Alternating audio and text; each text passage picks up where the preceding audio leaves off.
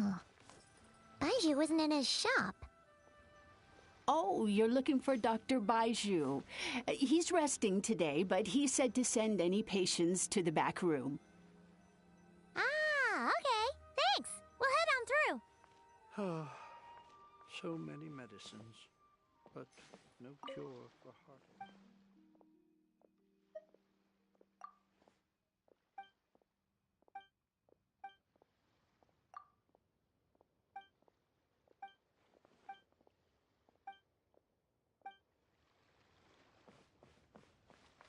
Please, show me your prescription.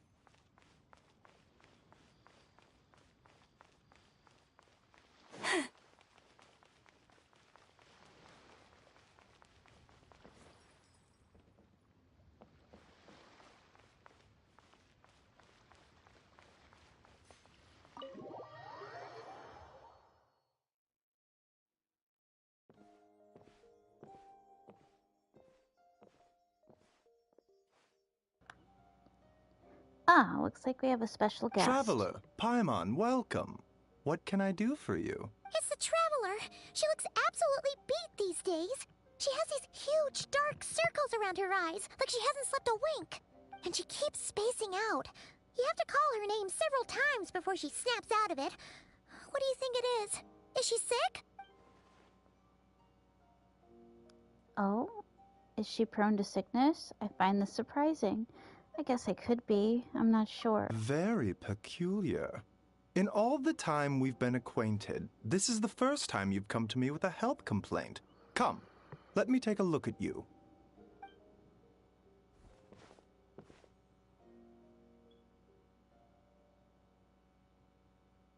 Okay. Paimon does not like that expression, Baiju. It's not serious, is it? Complexion is good, eyes are clear, breathing is steady, pulse is strong. Physically, you appear to be in good condition, Traveler. In theory, your energy level should reflect that. You should be feeling right as rain. And yet, I do feel like something is off. Hence my concern. A clean bill of health is usually a good thing, but in this case, it likely means your situation is more complicated. Physical illnesses come with detectable symptoms that can be used to diagnose, medicate, and cure the condition. But afflictions of a non-physical nature, they fall outside a doctor's realm of expertise. Huh? What do you mean, non-physical nature? Curses, dark magic, it's hard to say. It could just as easily be a simple case of mental fatigue. Why don't you rest here for a bit? Whatever it is we're dealing with, clues to your condition are sure to reveal themselves in time. Once we know the root cause, we can administer the right treatment. I've seen my fair share of mental affliction. To start with, some calming incense, a good night's sleep, and a good meal will do you a world of good. In the meantime, Changsheng and I will review the relevant literature for afflictions that present with mental fatigue. Still, we're not experts on this kind of thing. I say we should strongly consider calling in a specialist as soon as possible. Oh, must be a rare condition if not even Baiju and Changsheng have seen it before. Well, all we can do is take their advice. You look like you're about to collapse anyway. Just get some rest. Paimon will be right here by your side. Fingers crossed you'll be all better when you wake up.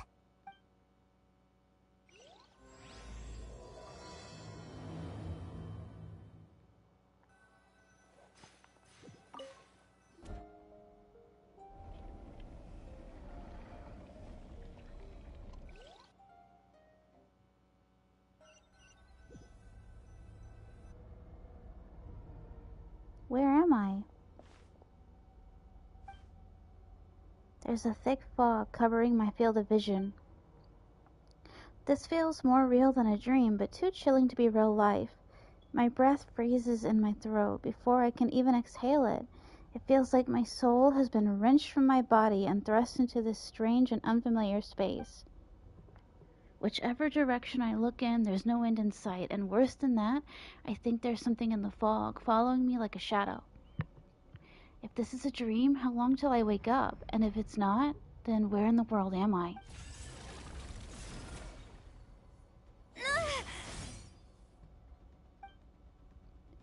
What in the... Something just pierced the fog and stabbed me in the back, but there's no blood. There's a strange light coming from the wound, and I see this familiar-looking spike retreating back into the darkness. Deep inside, it feels like a part of me is missing, and now another wave of fatigue is washing over me.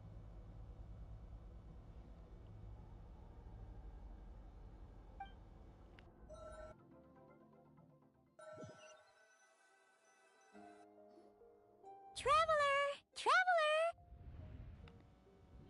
Rise and shine! Time to wake up! For once, you're making Paimon look like an early riser. It's already afternoon.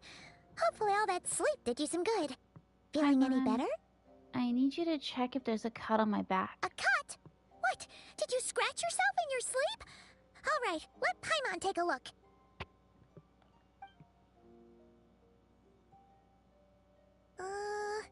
Nope, nothing there.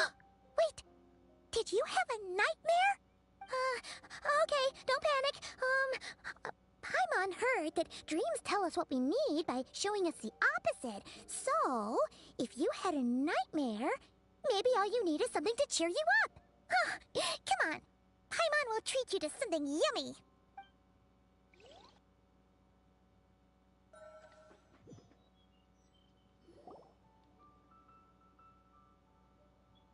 You and Paimon head to one main restaurant. Sensing that something isn't right, Paimon orders a bunch of dishes to cheer you up. What? So, in this dream, you were trapped in a weird place with thick fog everywhere, and then a spike came out of nowhere and stabbed you in the back? Oh. Okay, well, that's a new one. Are you sure it was a dream? 'Cause from the way you describe it, it sounds like you were really there. But then again, you woke up right where you went to bed. And you were definitely in a deep sleep this morning. I don't know what to make of it either. Maybe it was just a very lifelike dream. Then, it's decided. Paimon will stay up and watch over you tonight. If anyone tries to mess with you, Paimon will beat him up. Or, wake you up first and then we can beat him up together. Paimon's smile has a way of putting me at ease. But what I saw is still bothering me. The dream was so chilling and it almost feels like there's something watching me from some corner of the world even now. Something stabbed me in my dream, but when I woke up there was no wound. Still, if I focus on that area, I feel a vague aching, almost as if deep underneath the flesh something is missing? Did you just say something? You heard that too? The flesh remains whole, but the soul is incomplete. Left unresolved, the mind will wither away along with it. Ah! What the... Wait! Paimon remembers you! Your child's master! Orc? Skirk. Right! What are you doing here? The last time we saw you was at the Primordial Sea in Fontaine, right? But then we left and never learned where you went after that. Child's been looking everywhere for you, by the way. What brings you to Wanmean Restaurant of all places? You came here looking for us? And were you the one behind that hocus pocus just now? Tell me, what is it that you saw? Tight-lipped, huh? I suppose that's fair. You, I'll take a glass of wine. Hmm? Oh, of course! Coming right up. We make this one in-house. It's not too strong. Enjoy. Chef Mao, I'll take a grilled tigerfish over here. Coming right up. Ah, if I knew we'd be this busy, I wouldn't have approved Shenhe's vacation. At the end of the day, what happens to you is of little consequence to me. I'm not here to try and win you over. Trust me or not, the choice is yours. If you want my help, now's the time to speak up. You have until I finish my drink. What do you know about the situation? Why are you here? I was investigating an abyssal disturbance in the area and happened to notice you. Part of your soul is damaged, and the wound bears traces of abyssal corrosion. Need I say more? Senpai noticed me. Neither of those things sound good. Skirk seems to know something, and given what I've seen of her strength, I bet she can tell what happened to me. I don't know what her goal is, but in this moment at least, I don't think she has bad intentions. Well, should we trust her? What do you think, Paimon? She mentioned an abyssal disturbance. Maybe that has something to do with what's going on with you. But we could always find a different expert on the abyss to help us out. Not on short notice. Yeah, and that thing she said about your soul being damaged is scaring, Paimon. Definitely something we should fix sooner rather than later. Skirk's an interesting one, that's for sure. But from what Child's told us, she doesn't seem evil, at least. 1, 2, 7, 10. That'll do. Well, have you made up your mind? What I saw was a dark space, shrouded in a dense fog that wouldn't disperse.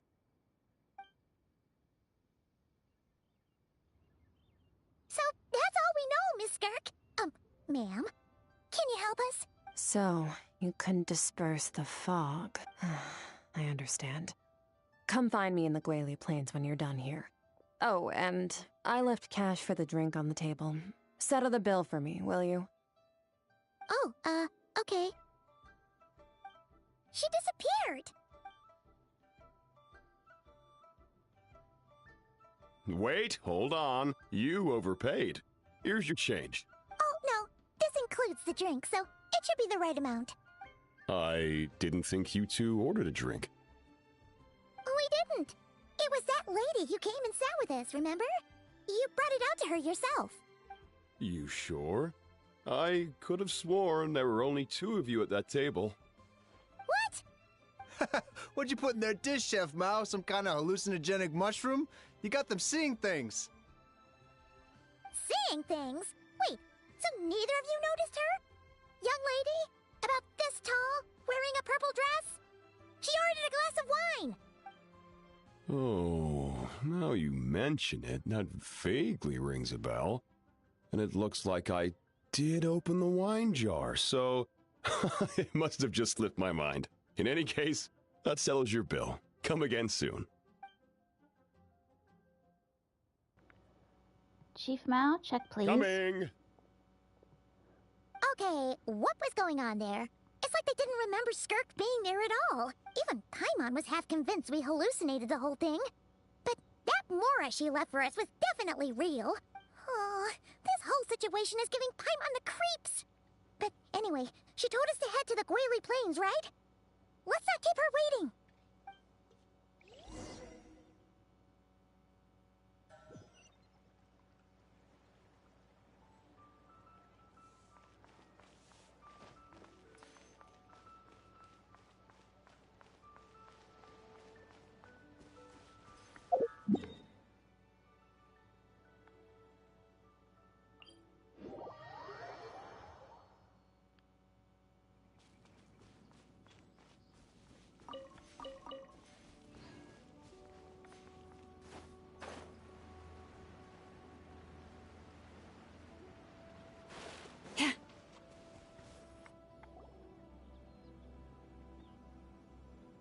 Whoa, what are all these Rift Hounds doing here? Huh, looks like they're collecting something. Let's go check it out. Lush as the moonlight. Cole, mine's a command. Come on, we can do it. Branch a song. Ha!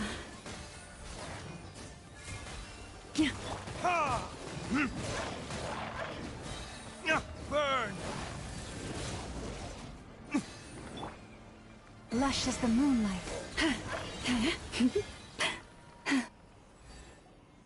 So, this is what they were collecting. It looks kinda like... God remains? Yeah. What is going on here? From the moment they are born, all beings with great power have an impact on this world. Even if their body is sundered and their soul extinguished, their influence remains. Gods are the most common example of that. The remnants of gods who fell thousands of years ago remain buried deep within the earth, carrying within them a warped will and a dark curse. Together, these remnants form what you call god remains, and it appears that some of those sealed here were dug up and removed. There are traces left, but they're fading fast. Ugh. What are you doing? Nothing! Just wanted to make sure you were, real? She's definitely not a ghost traveler. Paimon poked her, and she's solid. After you left the restaurant, the other diners acted like you were never there. Your life hangs in the balance, and that's what you're fixated on? Strange set of priorities. It was just a trick to avoid being perceived. If someone notices me, those memories are erased. Simple as that. Unlike you, I have no desire to establish a connection with the world. The weak and the lowly have no right to remember me. They're lucky they only have a few missing memories to show for it. Now, can we please get back on track? Okay. Where were we? Right. The god remains. So, basically, there's now less of them here than there used to be, right? Isn't that a good thing? In our experience, god remains are 100% bad news. A lot of terrible things have happened because of them. Maybe it's a good thing by human standards, but power doesn't come from nothing, and it doesn't just disappear for no reason. The remains aren't just gone. They were taken. Like, part of my soul was taken? Very clever, traveler. You aren't the only one who had something taken from you. There are victims like you everywhere. The only difference being, you can speak, and the remains cannot. So it went unnoticed. Something similar happened in Sumeru. Within the span of one night, countless consecrated beasts were slaughtered, and a large amount of the god remains buried in the desert went missing. Of course, god remains are just one of the targets. The culprit is chipping away at sources of power all over this world, including the Stella Fortuna above. Wait, you mean the stars? Mm-hmm. 42 of them have died out in the past few months alone. In Conria, people believed that powerful individuals have corresponding Stella Fortuna. Even should that individual fall, their Stella Fortuna would not disappear, but gradually evolve into a new constellation. Yet now, stars are disappearing from the skies entirely, and it's not hard to deduce what's happening to the power they contain. Something has been leeching power from this world like a parasite steals nutrients from a host. And now, it's no longer satisfied with the remains of the dead. It wants you. This time, it only took a fragment of your soul. But next time, there's no telling how far it could go. But why me? No one knows. All I know for certain is this. Getting back what you lost will not be easy. Considering how much power this entity has stolen, it must be a god-level being by now at least. But that's not the real concern. Souls are fragile things, and yours could easily be crushed if you go up against it. So you're gonna help us, right? We're going to help each other. You are my ticket to uncovering this thing's true identity. Well, great! You seem super strong, and you know a lot about the Abyss, so Paimon will take it. Thank you. Don't get all mushy on me. All I'm doing is helping you get back to normal after a sudden crisis. And I should warn you, getting mixed up with me can have unforeseen consequences. We're on very different journeys. You don't want to be in my debt, trust me. You help me uncover the truth behind this entity, and I'll help you recover what you lost. This is a transaction, that's all. You would do well to remember that. Now, come along. Yeesh! You'd think she'd be a little friendlier since she's agreed to help us. But nope, she's just like when we met her in the Primordial Sea. So cold. Well, whatever. If that's how it's gonna be, then she doesn't deserve our friendship. What she does deserve is a super embarrassing nickname. Ah, Paimon's got it. Frosty the Lavender Melon. Serves that ice queen right. Anyway, the important thing is that we get that piece of your soul back. So, let's follow her and see what sort of plan she's got.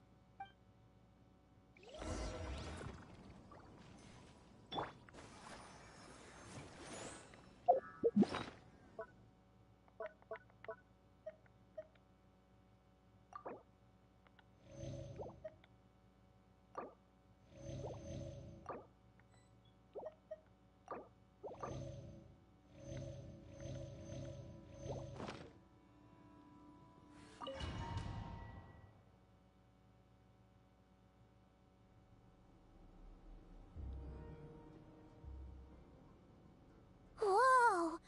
This place is way bigger than Paimon expected. Where are we? This is where I live.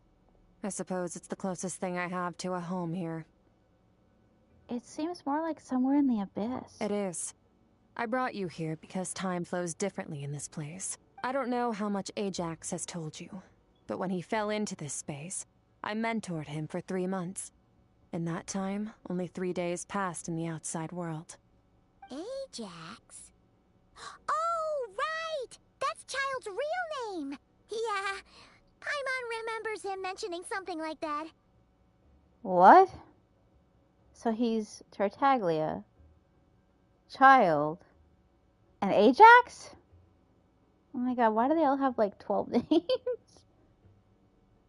So, a month here is equivalent to 1 day in the outside world? That should mean we're safe from that power-hungry soul snatcher for now, right?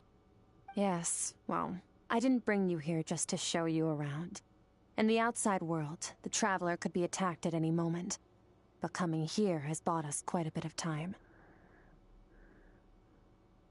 Now, we just need to figure out how to investigate that place you saw. The one full of fog. Both your description and the abyssal disturbance I felt point to that space having some connection to the abyss. It could even be a domain similar to this one. The thief who stole that fragment of your soul is hiding there. But the abyss is a chaotic and turbulent place. If we want to pinpoint their location, we need to see what that space looks like without the fog. Abyssal power can grant a special form of sight. Have you ever wielded abyssal power before? No, not that I'm aware of. Okay. Do you plan to learn? For now, no. I'm kind of at odds with the abyss. That tracks. All the information you have suggests the abyss is something sinister, and that abyssal power is a wild and dangerous force that always spells disaster. And you're saying that's not true? Depends on your perspective. Floods and hurricanes take countless lives too. But if one day you gain the power to control them, what was once a calamity is now just another tool in your arsenal. I'll respect your opinion, though. Just means we have to turn to the second best option. What's this? A little abyss crystal that contains my power. Wear it on your head, and we'll be able to perform dream mirroring when we fall asleep. Dream mirroring? It means experiencing whatever the other person is dreaming. Everything they see, think, and feel. Since you haven't studied the art of using abyssal power, and have no plans to jump in the deep end right now, I'll have to do the investigating for you. With dream mirroring, every time you slip into a deep sleep, I'll see with my own eyes whatever scene plays out in your mind. Then, I can guide you through the dream environment, and we'll take back what was stolen from you. Huh. You make it sound so simple. So all I need to do is wait? Is there anything you need me to do? Tough to say. This is an unprecedented situation for both of us. Even assuming we do manage to find where this entity is hiding. Like I said, getting your soul fragment back won't be easy. To play it safe, I need to give you some special training first. Wait, you're gonna teach her some of your martial arts? Does that mean the next time we see Child, we have to treat him like our senior? Do as you want. For my part, I don't see you as my disciples. You're already a pretty good fighter. All I'm planning to do is build on your current skills and train you for the specific scenarios that I think we might face. But that's enough talk. If you're ready to do this, then come with me. Time might be more lenient here, but that's no excuse to waste it. Oh, she moves fast. Paimon can hardly keep up with her. So, special training, huh? Kind of a rare opportunity. With your skills, there's not a lot of people qualified to train you. The last time something like this happened was probably anti-Raiden Shogun training, right? Oh, feels like a lifetime ago. Skirk seems pretty strong too, though. Remember how she said that the all-devouring narwhal was just her master's pet? Maybe we really will learn something here.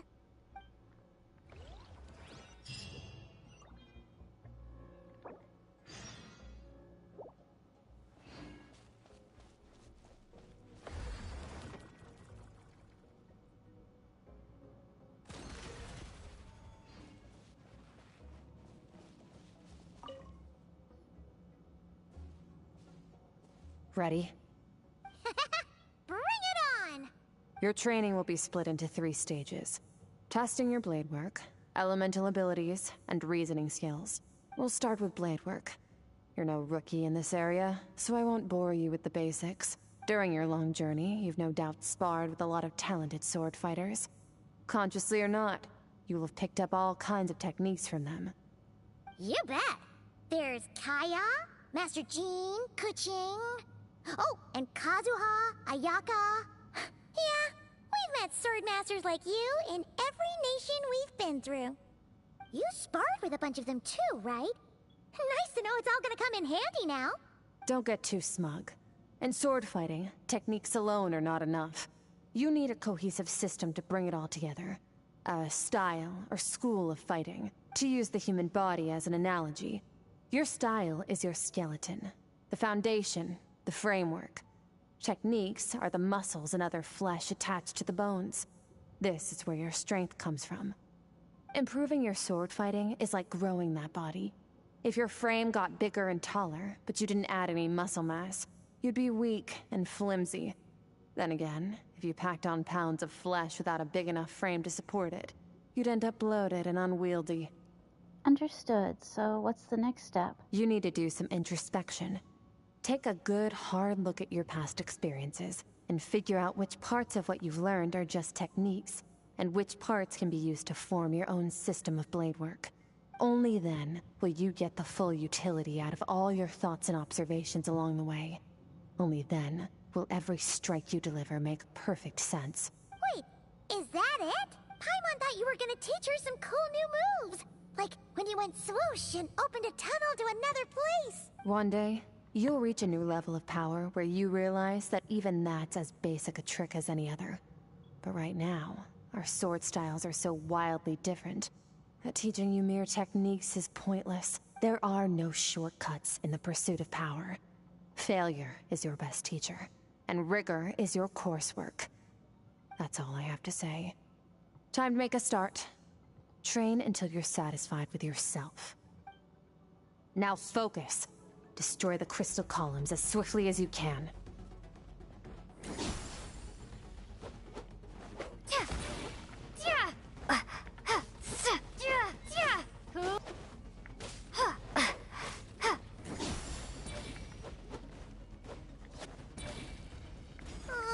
This is making Paimon's head spin. Hang in there, traveler!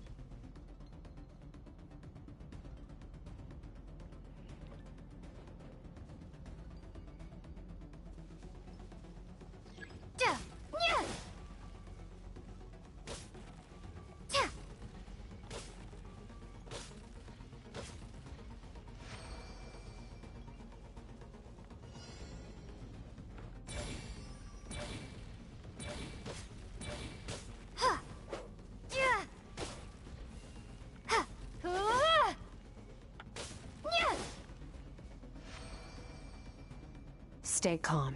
Use your head. You have to keep it together.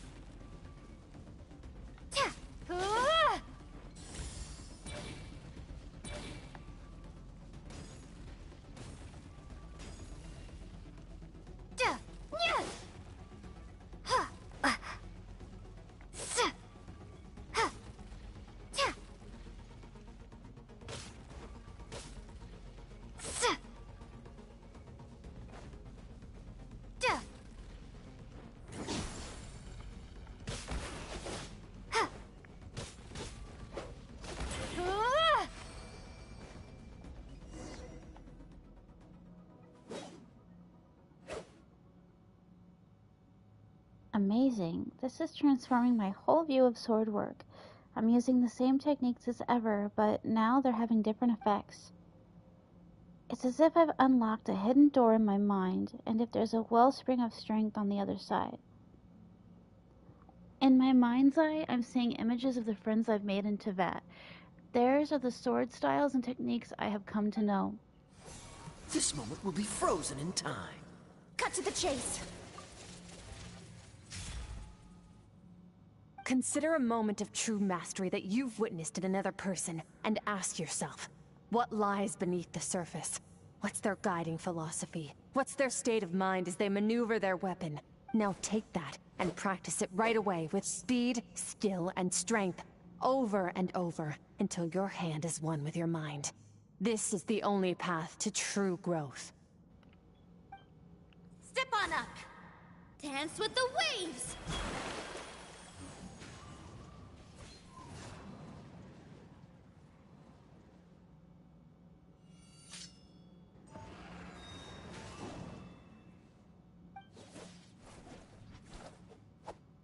My sword style, my journey.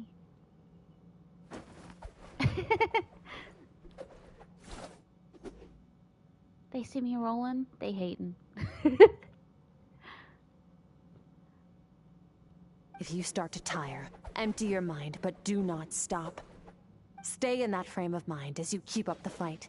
Get rid of all redundant movements. Imagine your sword is an extension of your own body. Wield it just as you wield your arms, hands, and fingers. 'Twas on a deserted, moonlit night that the hero approached the vile dragon's limpid lair. Rain Cutter! Feathers fleeting wet, the white heron treads water, a sight without flaw. Master of Inazuma Kamisato art Tachijutsu.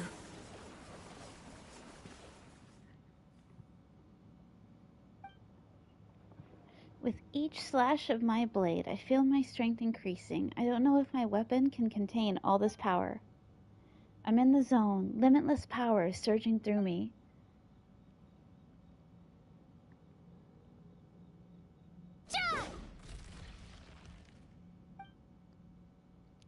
You slash and swipe till you're exhausted. Huh. Looks like you've made some real progress. That concludes your training session. Awesome! Paimon knew you could do it! How do you feel? Exhausted. I'm fighting to keep my eyes open. As you should be. Time flies when you're training hard. You've actually been going for several days now with no rest. Yeah. Meanwhile, Paimon's had a whole bunch of naps. But you were so focused, she didn't want to interrupt you. Go get some sleep. I'll be doing the same very soon. Let's hope you see that foggy place in your dream, so I can get this investigation over and done with.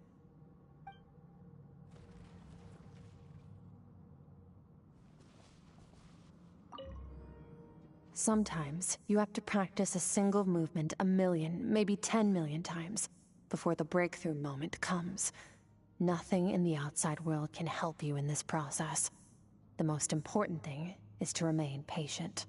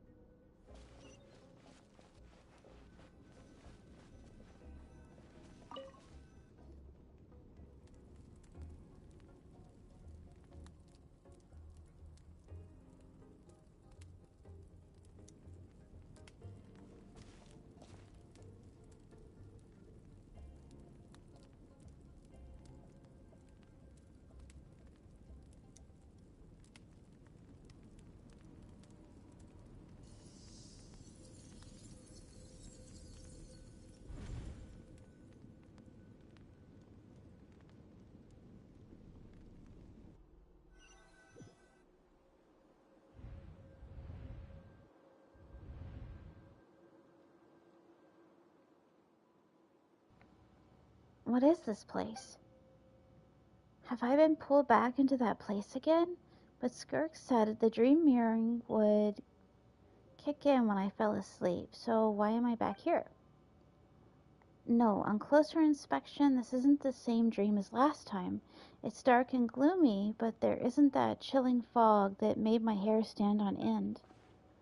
Hold on, if dream mirroring is a two-way process, maybe I'm seeing inside her mind while she's exploring mine. If this is her inner world, it's pretty bleak. I can occasionally make out the sound of a flowing stream, but other than that, it's so empty. What's that? What a strange-looking creature. Where did it come from? I think it wants me to follow it. Might as well see where it leads.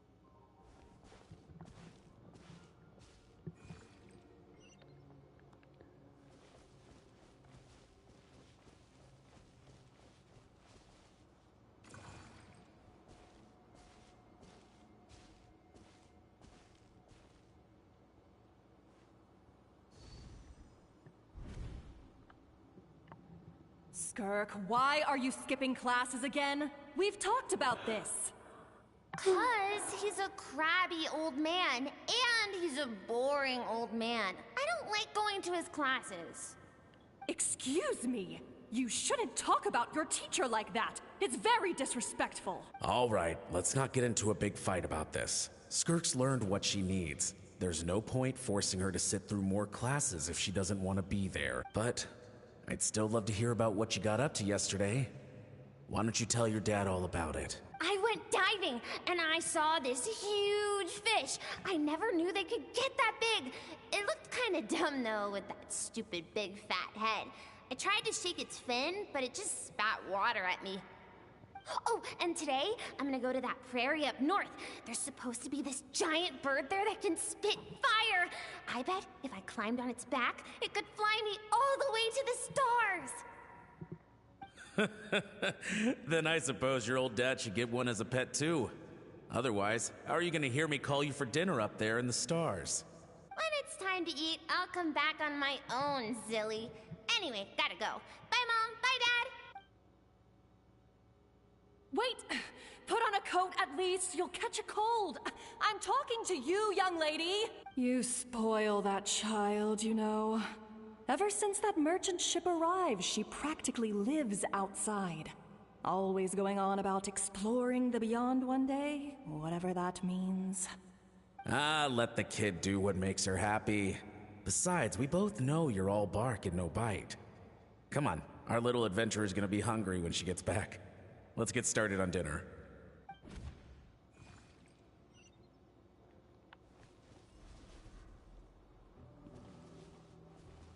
I'm out.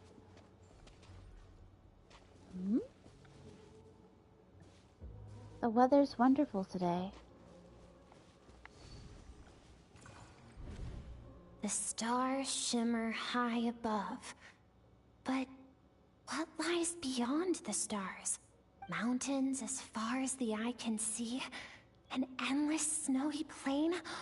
Or maybe buildings taller than the sky, like the people from the merchant ship said? I can't be the only one asking these questions. The universe is fascinating.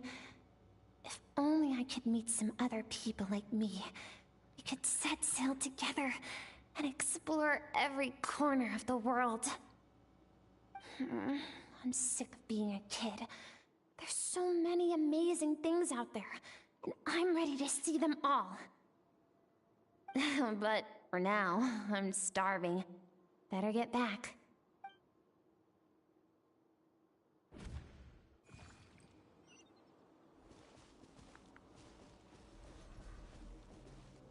Huh? What's over there?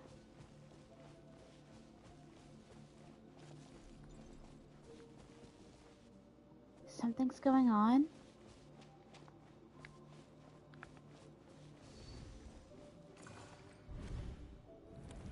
Don't let a single one of them get away! No, please, spare the children! Stay back! Tanjiro vibes. They're coming! Run! Help! Eliminate the threat. Take him down. Don't be scared. Ah! This way! We'll never make it! Fire. There's fire everywhere. What happened? I told you we shouldn't have trusted these outsiders!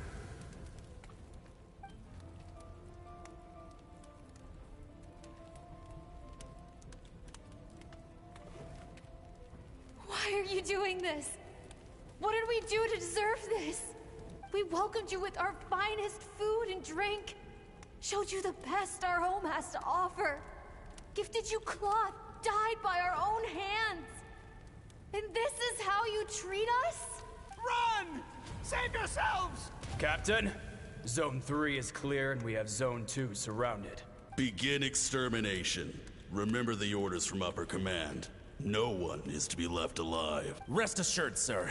We have enough munitions to annihilate these savages and burn their entire civilization to the ground. Good. The only ones who put up a real fight are that man and his wife, correct? What's their status? We shot the man in the ankles and the wife broke her wrist attempting to fight back. They won't be doing much more fighting. They're holed up in their home for now, but they won't last long. To prevent them from making some kind of last stand, we're planning to clear out the other zones first so we can send a bigger squadron to surround them. Well, well. Turns out some of these beasts do know how to use their claws. Now the threat these savages pose will be undeniable.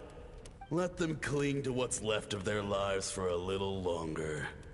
Once the other zones are cleared, I'll cut off their heads myself.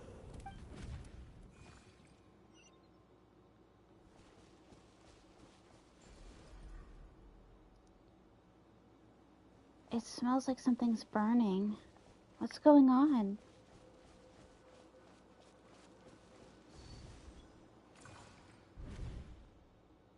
Dad? Mom? Skirk, you're all right? Thank heavens. I'm so happy to see you, sweet girl. But you need to go. It isn't safe here. They'll be back any second. What happened? You're bleeding a lot. Dad? Mom? This is the place. Alert all units. Prepare to surround. Run, Skirk! Run as far away as you can! Don't trust anyone!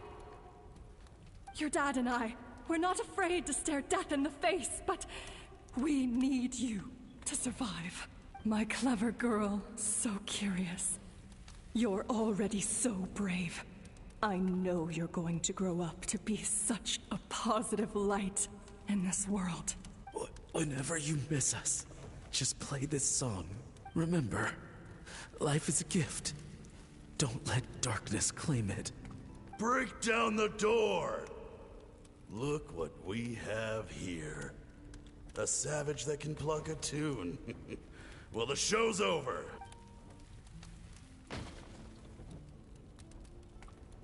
You! Stop singing! Shut it! I said shut it or I'll make you! Fine. Have it your way!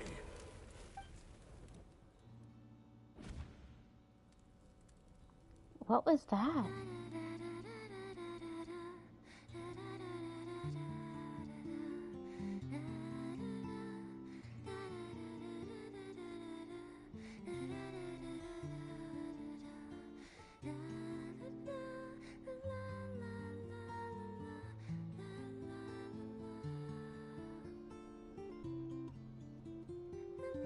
Aww.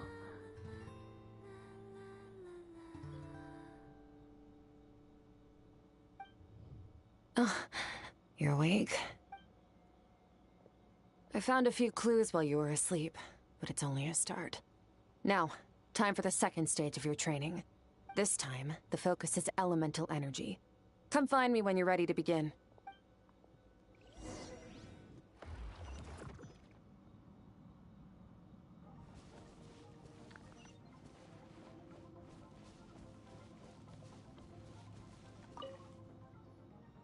Man, staying in the abyss feels so surreal, don't you think? No day and no night. It's like time hardly exists. If we weren't careful to keep track, It feels like we'd have no idea how long we've even been here. Well, except for the fact that Paimon still gets hungry like clockwork. You go do your training. Paimon's gonna grab a bite.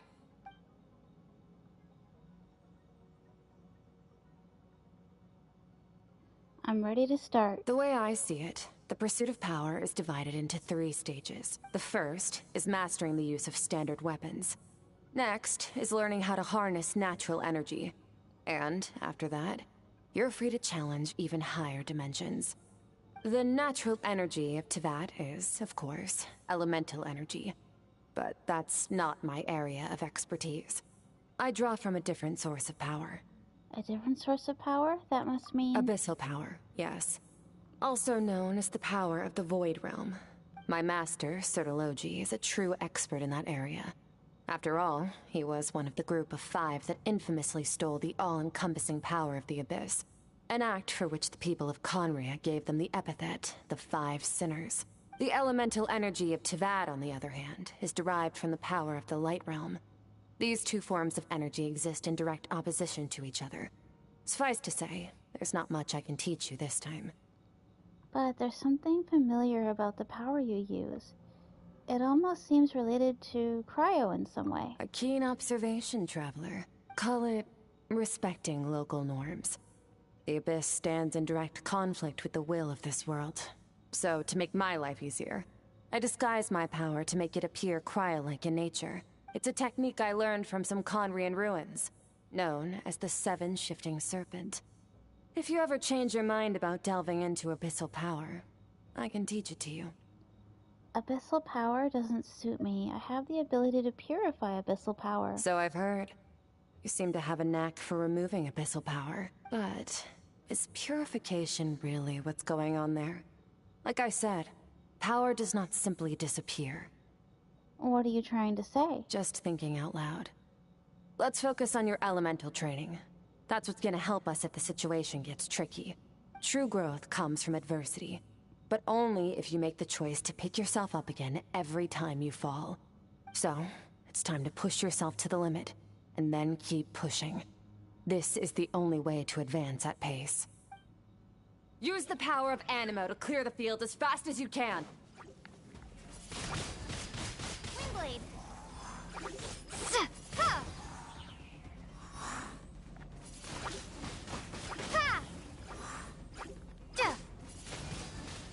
Windblade!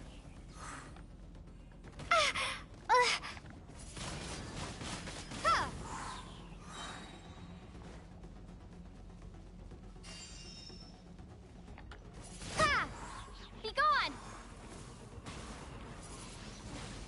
Windblade!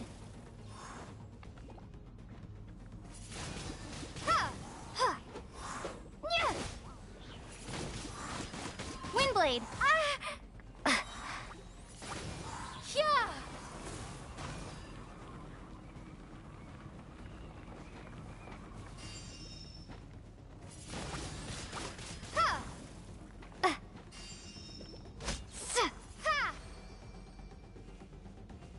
Observe your surroundings.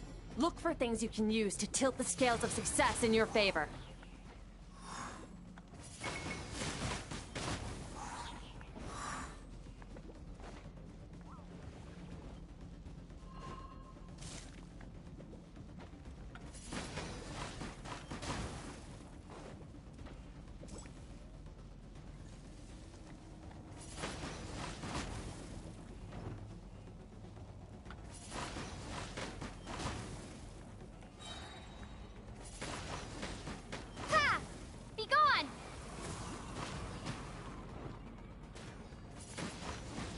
Windblade!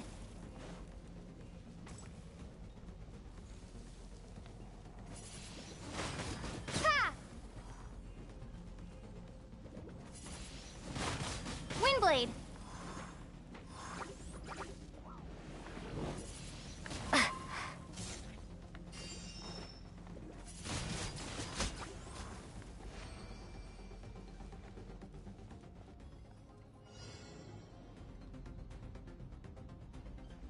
Use the power of Hydro to destroy the spikes.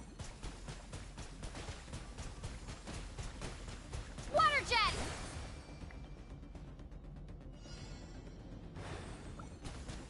faster. Don't give them a chance to strike you. You need to be quicker than you were in your dream. You can't afford another injury like that.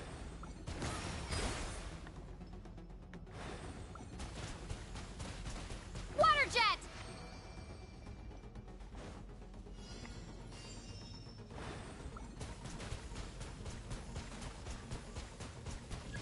Ha!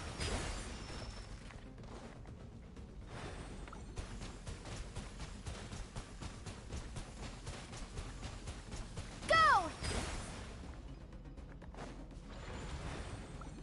Go! Water jet!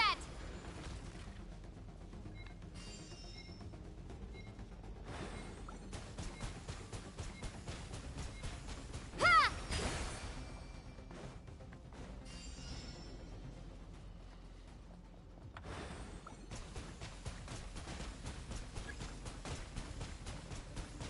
Water jet!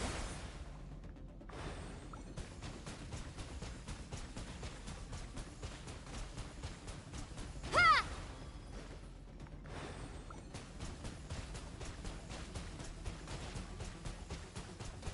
Ha!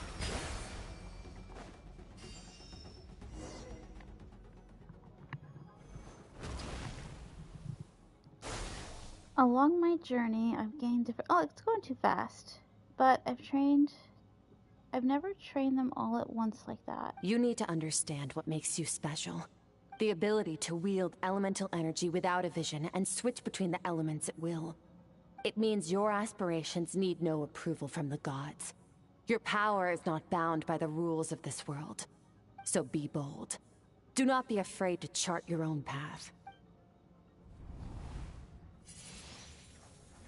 Graceful as the wind, tough as stone, nimble as lightning, flourishing like foliage. I can feel the power of the elements flowing through me, sometimes as peaceful as flowing stream, other times surging like a raging river. Stolen straight from Mulan. If I close my eyes, I can almost hear their voices, but it's not like some wild beast battling me for for domination? Dominion? I can't see. I need my glasses. It's more like saying hello to an old friend. She is so dramatic.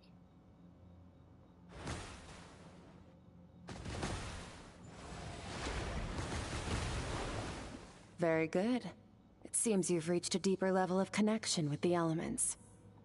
How long has it been this time? I'm exhausted. Long enough for you to lose yourself in your training, which is a good sign.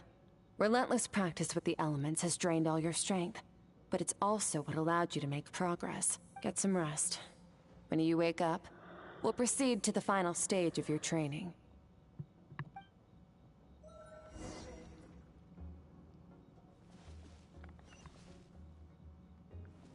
If you wish to master the elements at a fundamental level, you must see the entire natural world.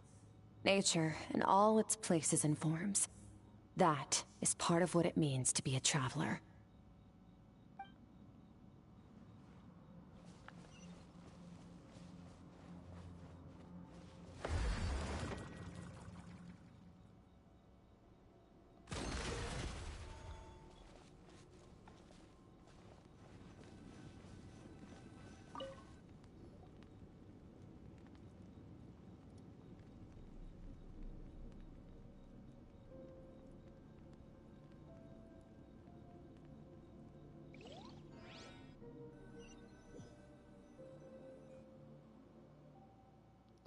This place again.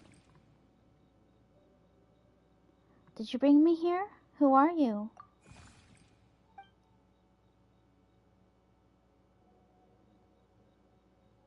No response. The strange creature just floated away. What is that thing? What's it doing in Skirk's inner world, and where is it taking me this time?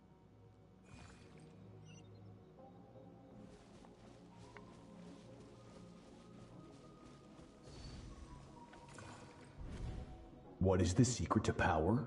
Longing. Hatred. Self-preservation. No. It is fear.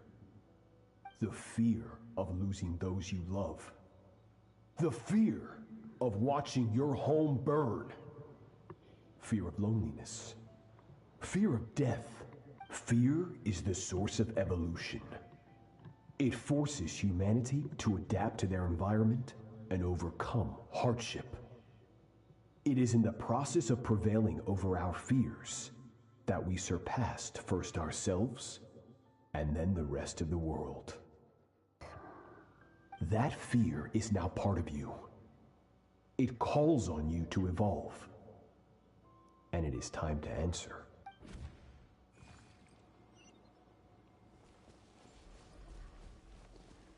Ow, it hurts. Daddy, Mommy.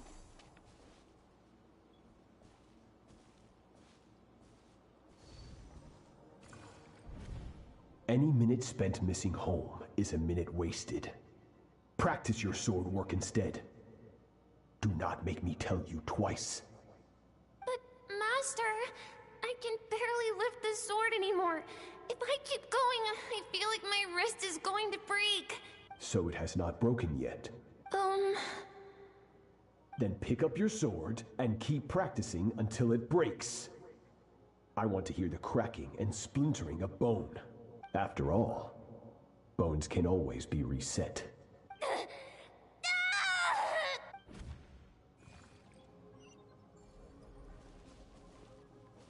I can't breathe. Everything's gone black.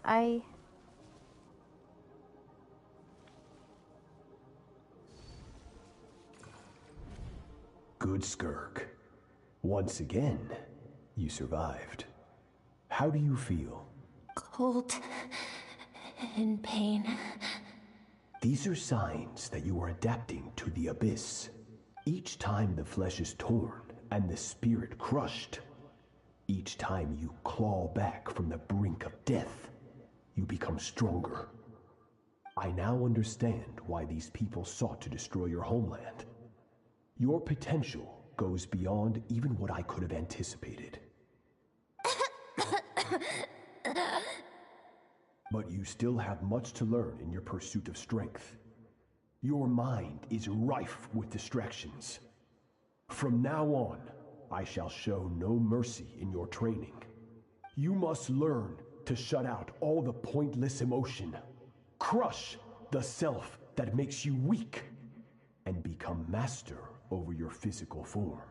Get up, Skirk. Wipe the blood off your face. Cut away the rotten parts of your flesh. And mend what is broken. Then take up your sword.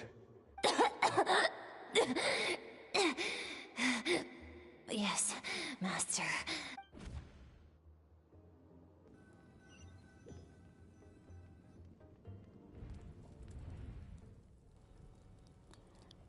The dream is over, but I can't get that suffocating, oppressive feeling out of my head.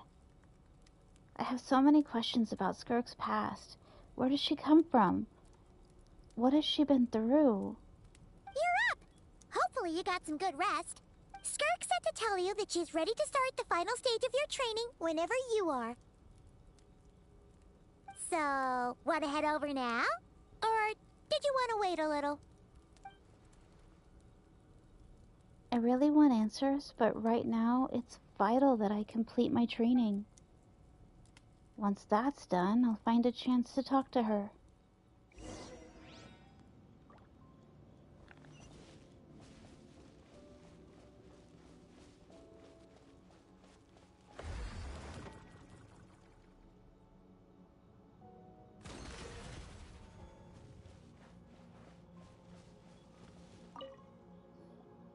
From your training so far, you have gained better command of the sword, and more control over your elemental abilities.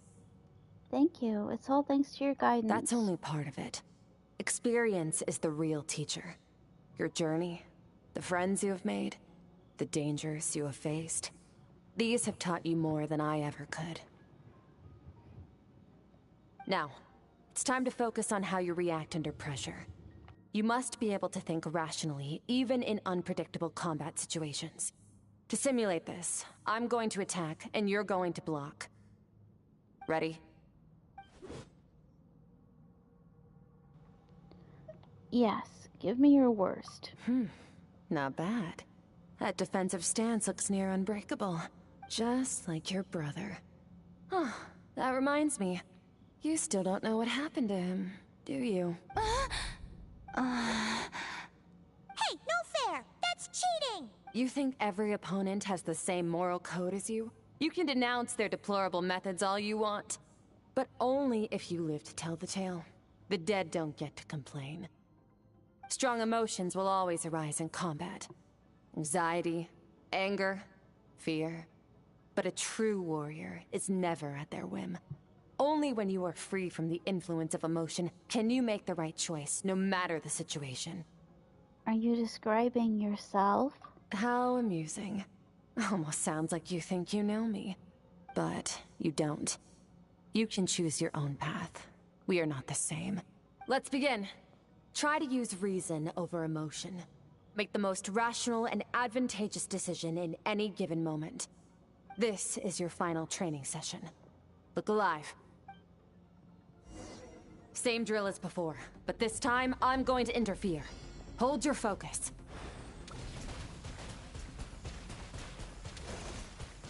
Ha! Ha!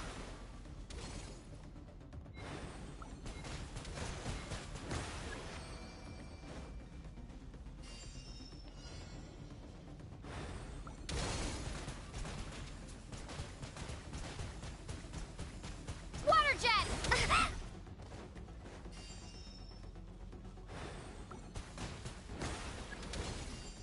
Water's not my favorite. As a left-handed person, this is very difficult.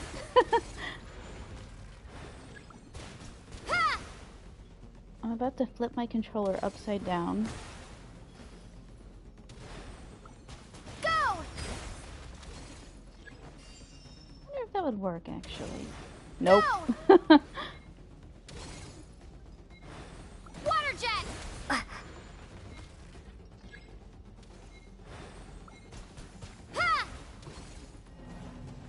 Oh no, I failed.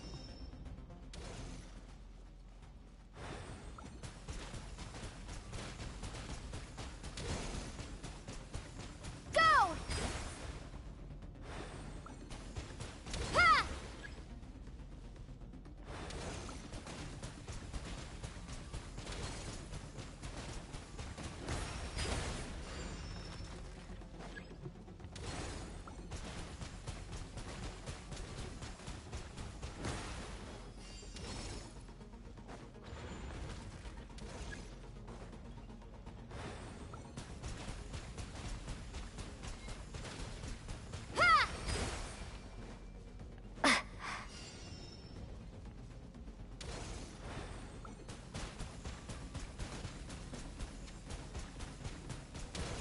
Go!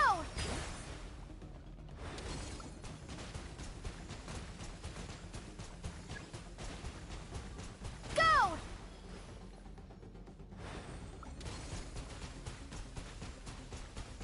Ha!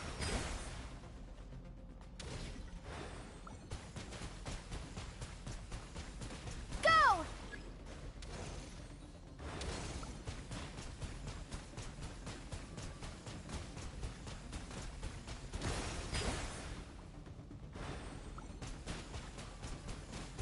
Go!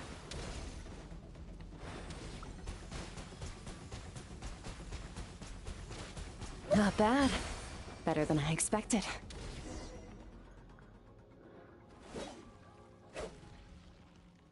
It's not easy to control my emotions.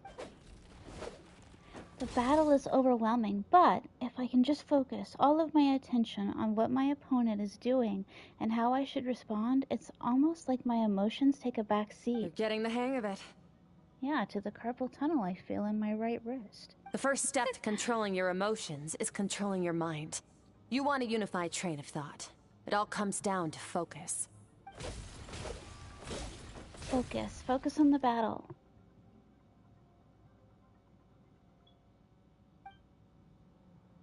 I I think it's working. I can choose to tune out anything that isn't relevant to the battle, but I think I'm still pretty far from having full control over my emotions.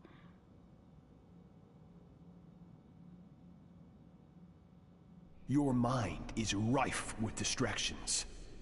From now on, I shall show no mercy in your training.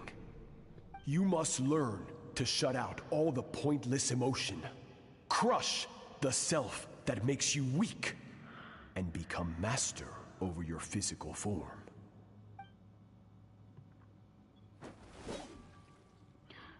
Skirk went through this kind of training too, didn't she? How merciless does the training have to be to make someone substitute all emotion for pure reason?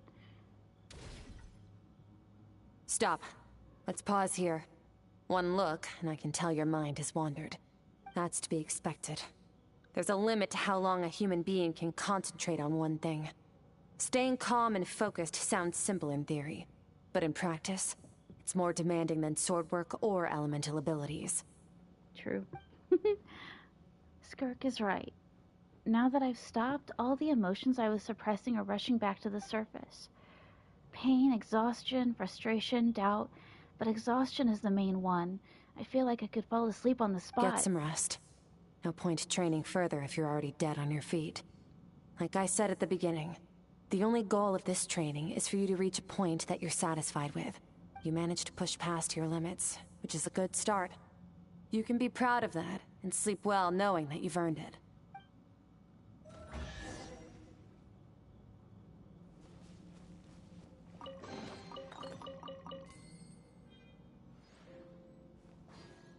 Alright, I'll be right back.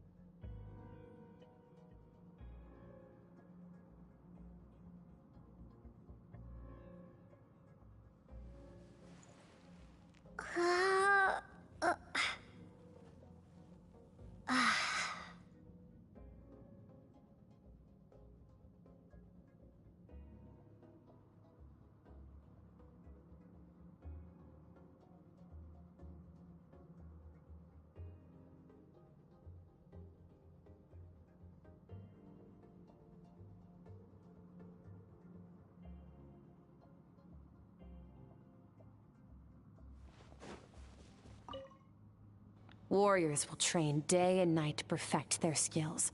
But when the battle comes, their fate may be decided in a matter of minutes. One mistake, one moment of hesitation, and just like that, all their blood, sweat, and tears were for nothing. You need to push yourself to perfection, or you might not even live to regret it.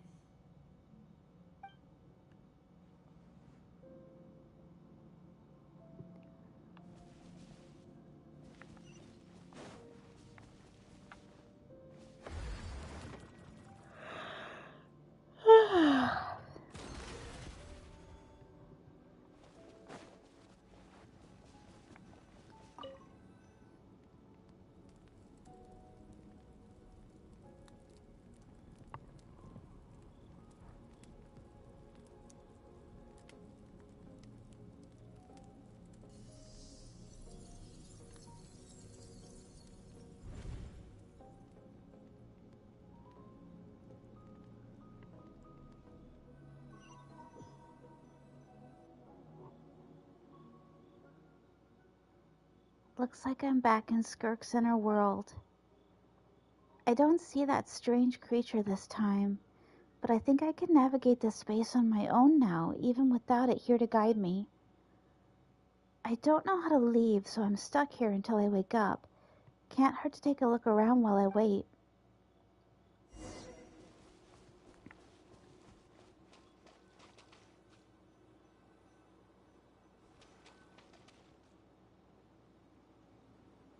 Skirk is amazing. She faced down that terrifying giant and cut its head clean off. Oh, she got hurt though, didn't she? I heard it was pretty bad. Yeah, well, that's a given. But the moment she was on the mend, she got right back to practicing her sword work.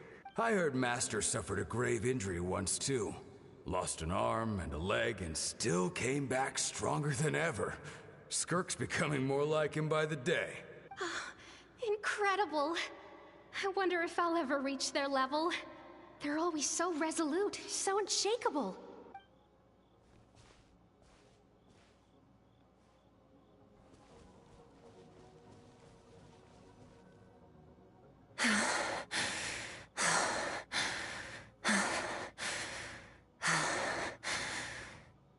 Pathetic. You're not even trying. You're so much weaker than you think. Skirk, have you become a positive light in this world?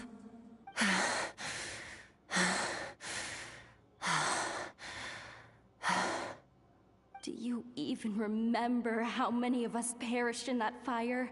How many bodies were left to rot on the scorched earth? Yet you alone live on. Keep your gaze fixed on your blade. You don't deserve to rest. I have so many questions. I just want to jump in a spaceship, explore the whole universe, and get answers from the stars. I just need to wait till I'm grown up. Then, I can do anything. Now, you must bid farewell to who you were in the past, and become someone stronger. Run, Skirk, run! Only death awaits us here. Keep running, and don't ever look back.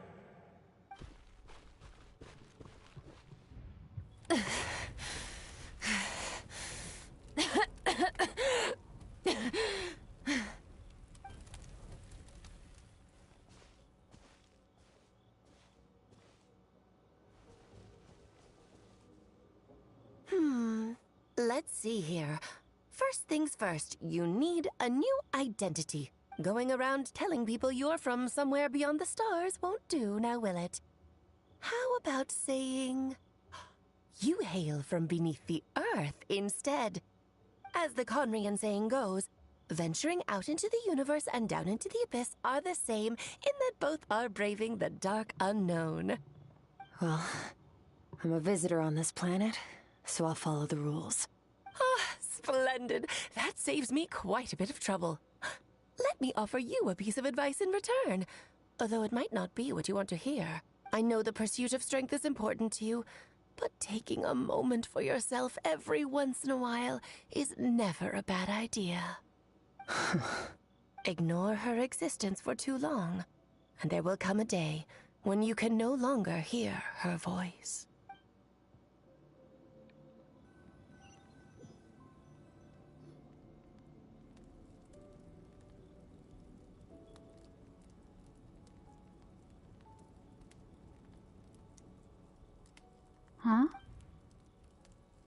The dream is over. I can hear the crackling of a fire in the distance, and there's a fragrant aroma in the air. Grilled meat. Awake! I wonder if she's talking about her inner child. You must be starving, right? Ta-da! A barbecue feast just for you! I am a little hungry. Yeah, I'm starving. Of course you are! That's why Skirk and Paimon got this all ready for you. Dig in! Before it gets cold. You two, so you're best friends now? Ah, well, if you're around someone long enough, it's bound to happen. Plus, Skirk can cook. So, Paimon decided she can forgive the whole Ice Queen thing. Paimon's not one to hold a grudge. Here's an idea.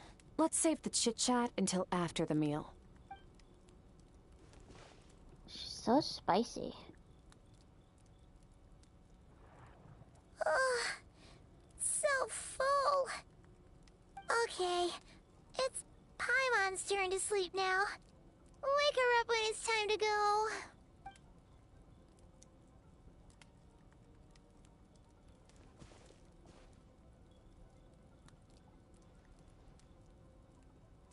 I have good news. First, your training is complete. You have what it takes to wield immense power. Now it's just a matter of putting it into practice. Continue to learn from your journey and hone your skills against formidable opponents. Second, I've located the culprit we've been searching for. Next, we just need to retrieve the missing part of your soul, and our business will be concluded. Thank you. That was a lot faster than I expected. When Ajax trained with me, he once told me he was bursting with questions. So I allowed him to ask me 3 of them before he left. You and I may never meet again, Traveler. So if there's anything you want to ask me, now's your opportunity. Just like Ajax, I'll answer 3 of your questions. I'll never get used to that. It's Tartaglia! After spending time in Skirk's inner world and witnessing her memories, there are so many questions I could ask, but the most important one is... Are you really from Teyvat? Okay, not the angle I was expecting. What makes you ask that? I'm sorry I didn't tell you earlier, but while we were dream mirroring, I think I saw your memories. This is the first time I've seen Skirk break her composure. I guess this really took her by surprise. I knew that was a possible side effect. Closed off my mind to you for that exact reason. Even with the dream mirroring, you should have seen nothing but endless darkness. So, Skirk didn't share those memories with me on purpose, and in fact, she tried her best to keep them from me. Wait, speaking of endless darkness, on my first time there, that was all I saw, until that strange creature appeared. Whatever. Must have been a flaw in my execution. I shouldn't be too surprised. Due to some recent circumstances, my self-control has been lacking as of late. Since you've seen what you've seen, there's no reason to hide the truth. All I ask is that you keep it a secret. No, I'm not from Teyvat. I'm from a different planet. And there was a time when I journeyed through the stars. A lot like you in some ways. Like me? Do you mean you're also a descender? No, we're different in that respect. You're influencing the fate of this world. But me, I'm just passing through. Several hundred years ago, my master, Sertologi, opened the border between worlds and sent me here. But this is not my home. And one day, I'll return to the vast unknown of space. So, there you have it. On to your second question.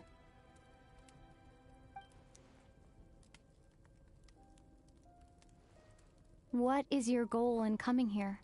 To become stronger. For certain reasons, I need to bridge the power gap between me and my master as quickly as possible. But first, I need to understand the source of his strength.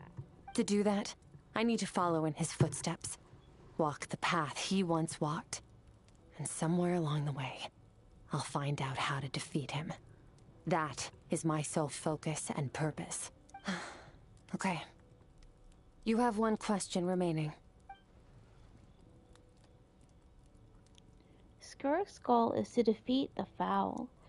I can hear how serious this is for her. I wonder what those certain reasons could be. But given how quickly she blazed through that answer, I doubt she wants to talk about it. I have one question left. What should I ask? You make it sound so easy. Ever since the incident I experienced there, I've never stopped searching for Master Skirk and that unknown abyss. But it's been years now, and I've still found nothing. Huh. Maybe I should take this opportunity to get Child some answers. Well, your last question? You know Child is looking for you, right? Are you gonna let him see you? Ajax. His situation is different than yours. Before you ever crossed paths with me, you'd already encountered many formidable people, studied their techniques, and developed your own skill set. So, during your training, all I had to do was build upon that foundation. But Ajax was so young when he came to me. A complete blank canvas. Children can't help but imitate their role models. In the long run, that would only hinder his growth. Once Ajax has enough strength in his own right, I will allow us to meet again. Until then, let that motivate him to reach his full potential. That was a calm and calculated answer. It's like she was talking about something entirely mundane. I don't know why, but I'm not buying it. She makes it sound like the decision has everything to do with Child and nothing to do with her. But what does she actually feel about it? The abyss is completely silent. This domain must get lonely after a while, not to mention, she said it's been hundreds of years since she arrived in Tevat. And even longer than that if you account for how slowly time passes in here. Unlike you, I have no desire to establish a connection with the world. The weak and the lowly have no right to remember me. They're lucky they only have a few missing memories to show for it. In all that time, she never established a connection with this world. Was it really just because she looks down on the weak? I doubt she'd give me a straight answer if I asked. Besides, I already used up my 3 questions. She was happy to give me cold, hard facts, but I still feel like I haven't heard her true voice. She's scared to get attached to people because she doesn't want to lose anybody else, and her inner child is guiding her through everything. Wake up your companion. It's time to go. Because the power of friendship and anime and stuff. Oh, and everything I just told you. Best keep it a secret from her as well. Yes, ma'am.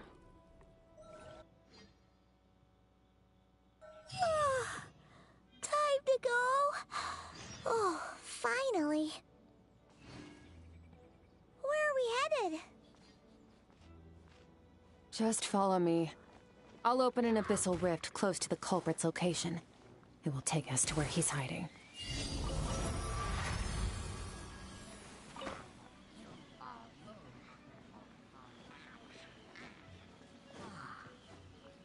Leave this place.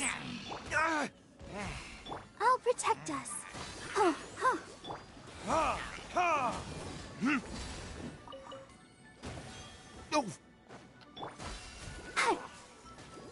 The night is cold. Receive my blessing.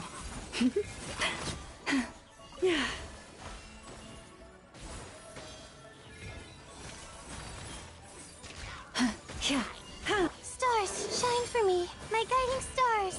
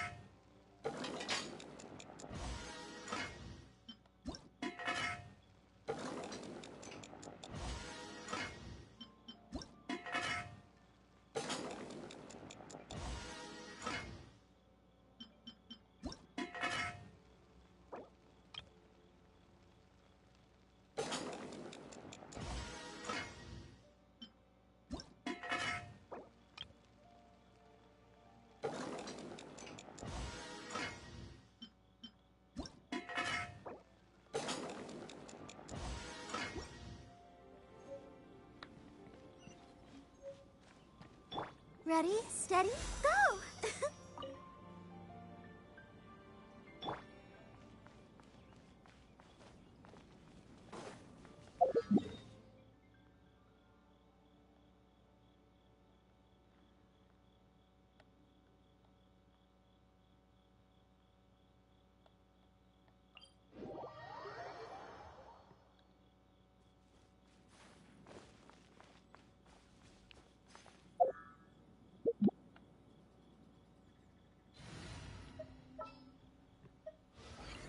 This had better be important.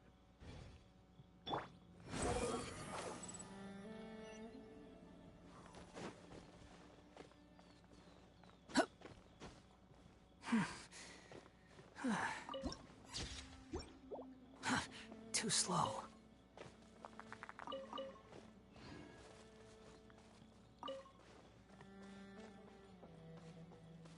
The wind rises.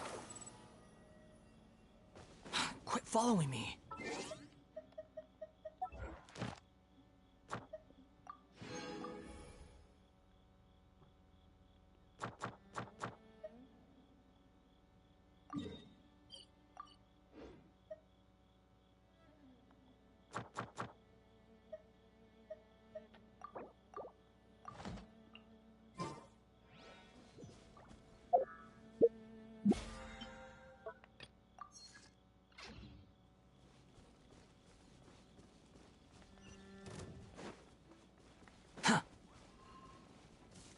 Squall and fury.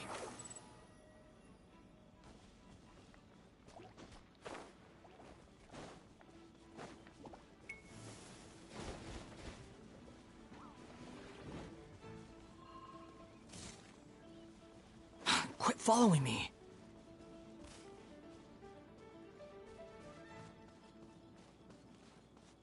The wind rises.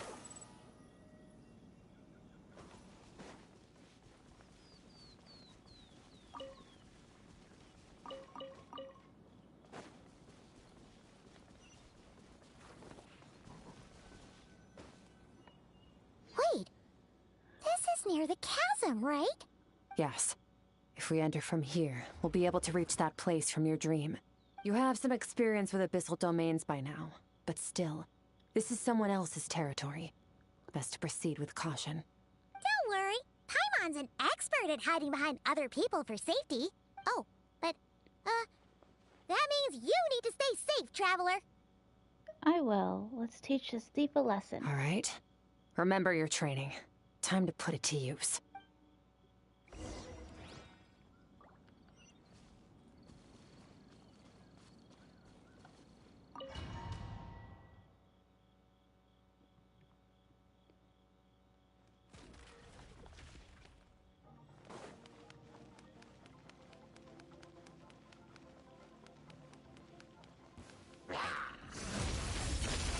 Into the void!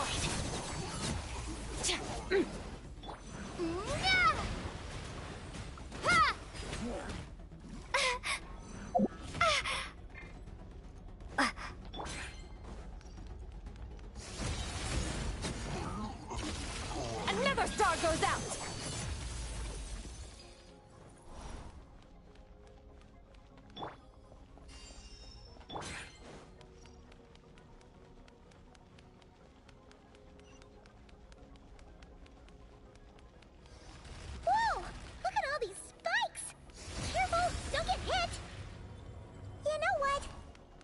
Just gonna float behind you. Come on, you got this. Merciless.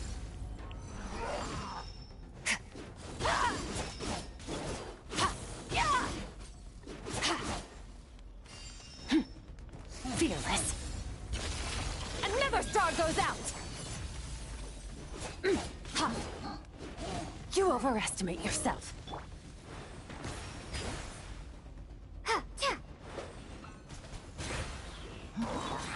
Annihilate it. Wipe out! Go!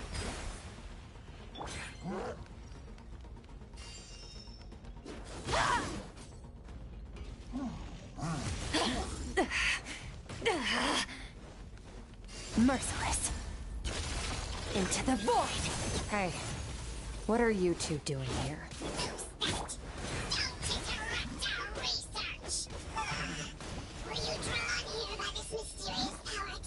Dusty, like an abandoned house. Let's press on.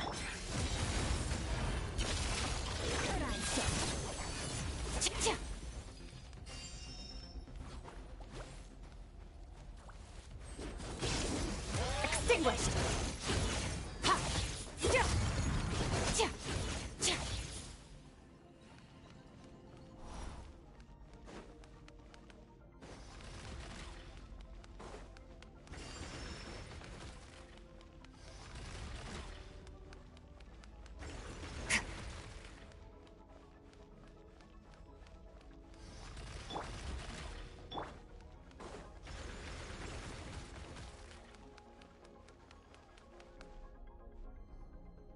Oh, looks like this is a dead end. Did we make it to his hiding place? Ugh, this fog is making it impossible to see anything! This should be the place where you were attacked, Traveler. The missing part of your soul should be nearby. Can you sense where it is? If I had my eyes closed and focus on the light that came from the wound in my back, yes, I can sense something and it is nearby, but I can't tell the exact location. Nothing exact, but I know it's nearby. Our opponent must have covered his tracks just in case. Otherwise, you should have sensed it much more strongly. Hold on! Look! The spikes are back! Stay calm. Let's hold back a little. Give our enemy some wiggle room so we can see what we're dealing with. If you're too reckless, we might be playing right into his hands. Our enemy took part of your soul for a reason. It's likely he integrated it into his attack somehow. If we're smart about this, we can track it down.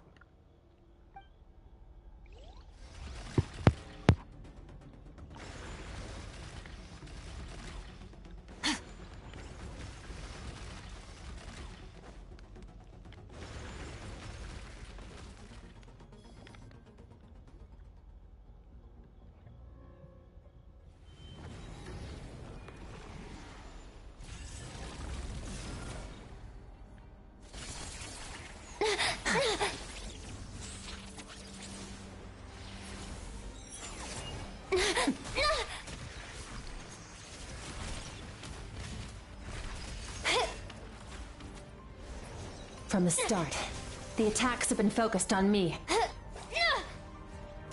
Trying to break through my defenses? I see.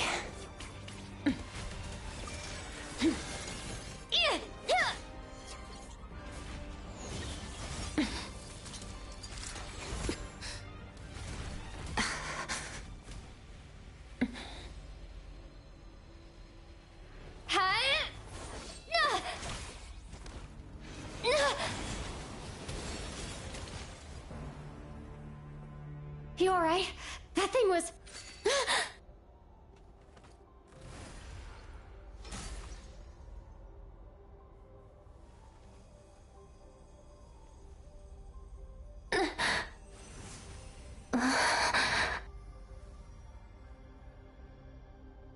There. I got it back. Traveler! Skirk! What happened? It looked like Skirk just got... In the Guili Plains, you asked me why this enemy chose you as his target. Now, the answer is clear. It's not just the fact that your strength is impressive. It's also because of your ability to, as you put it, purify abyssal power, whatever that actually means. The fact is, that ability allowed him to do something that should have been completely impossible. Namely, break through my defenses and steal my power. So you were his real target.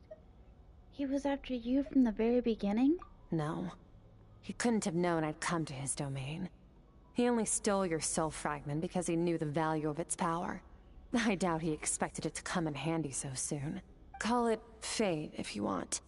I believe that's the term they use in this world for arbitrary coincidences like this. In any case, it works to our advantage. Once I realized what he was using that power for, it gave me the chance to get back what you lost. But you... I'll cope. Well, done gorging? Good. Time to answer some questions. How did you get the power of the all-devouring narwhal? The all-devouring narwhal? Oh, of course! Paimon knew that spike thing looked familiar. It looks just like that narwhal's horn! I highly doubt you acquired that power through your own strength. Tell me I'm wrong. You're desperate enough to scour the land for god remains and whatever vestiges of power you can find. That alone proves you wouldn't be able to defeat a creature like that. Which leaves one possibility. You know my master, the Foul, Sertologi. The Foul? Who dares call him Foul? Sertologi.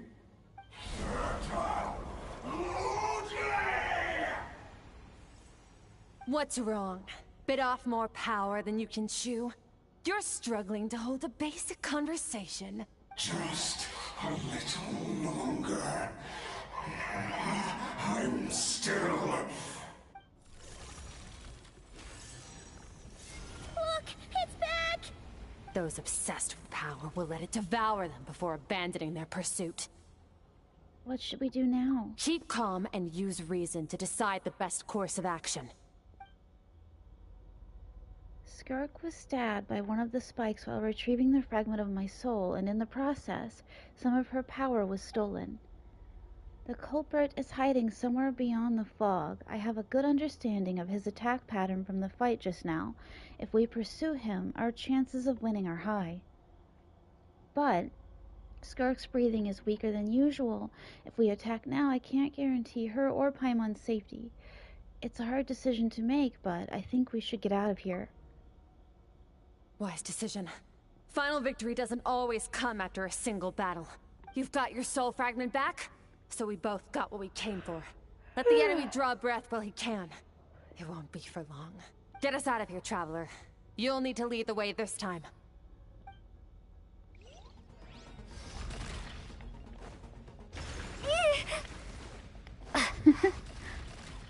Skirk, is your shoulder gonna be okay? The wound is minor. It'll heal in no time. You should focus on getting out of here alive instead.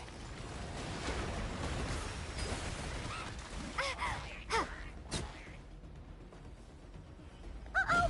Falling spikes! Run!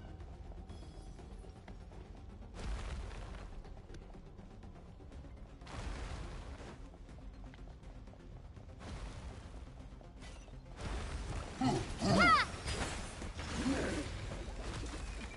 Water jet! Water jet! Go! Wipe out! Go!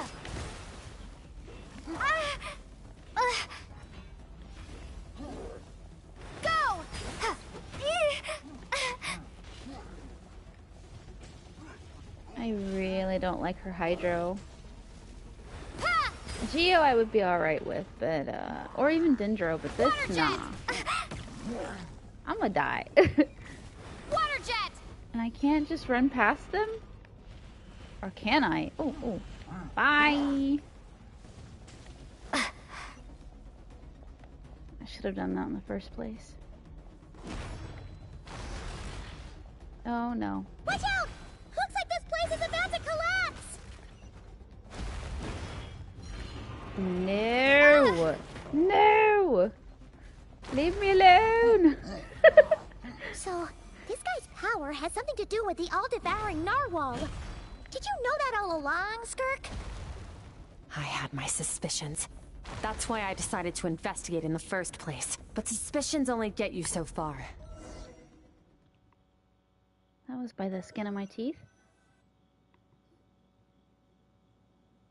Phew. Oh, we should be safe here, right? I no longer sense his presence. Can't have followed us out of that abyssal domain. Weaklings like him will find that my power is not so easily controlled. He won't be leaving that place until he's managed to digest it. The all-devouring narwhal. With its power, he even managed to steal from you of all people. You seem surprised. I suppose that's fair. You've seen but a fraction of what that whale is capable of. That gaping maw could swallow a planet whole. It's called the all-devouring narwhal for a reason. Devouring is what it does best. It can extract power from anything, dead or alive, as long as it manages to make physical contact. Yeah. When we had our run-in with that thing, Neverlet mentioned that it has an instinct to devour. Your dragon friend recognized the nature of its abilities and used the power of Hydro to protect you. That worked because it was in a satiated state, so it was somewhat less aggressive than usual. It's a different story when it has no more power to feed off of. That's when its true voracious nature kicks in. It could devour everything on the planet in that state, which is why I cast it into that void space. But I hadn't counted on there being anyone left on this planet capable of wielding its power. To me, that says he must have encountered the whale a long time ago. Meaning, he must have known my master. Yeah, hearing you say the fowl definitely got a reaction out of him. Exactly. It told me everything I needed to know. Hence why I said we both got what we came for. And I believe that brings our transaction to an end. Now that you're whole again, you can get back to your own journey. I'll handle the rest of this situation myself. No way! We can't leave now! Something was stolen from you because of us! We have to help you get it back! This isn't my first taste of failure or losing power. When you fall, you get back up again and become stronger. That's how it is. But what if that monster finds you before you're all better? Plus, how are you gonna get home? It's not like you can just go swoosh and open a door to the abyss again. Not without your full strength. So, sticking with us for the time being doesn't sound so bad, does it? It's not out of pity. You said I don't want to be in your debt. Well, I still am. Fair enough. Then take this. What is it? A bag of Mora. Nothing in this world is free. I know that much. I'll leave the planning to you. Hurry up and decide where to go. We shouldn't linger. We should take Skirk somewhere she can rest. But where? He'll know something about Master. I'm sure of it. Next time, I need to be ready. How's the shoulder? Fine. It was just a scratch. To recover my strength, of course. But adapting to situations like this is nothing new for me. Your outfit looks different. Oh, this? It's a star crystal suit. Abyssal energy is scarce in Tivat. Wearing this helps me access it more freely. It stores concentrated abyssal energy that I can draw from on the go. When the energy runs out, it reverts back to its original form. Let's go. Found somewhere to rest. Well, lead the way then.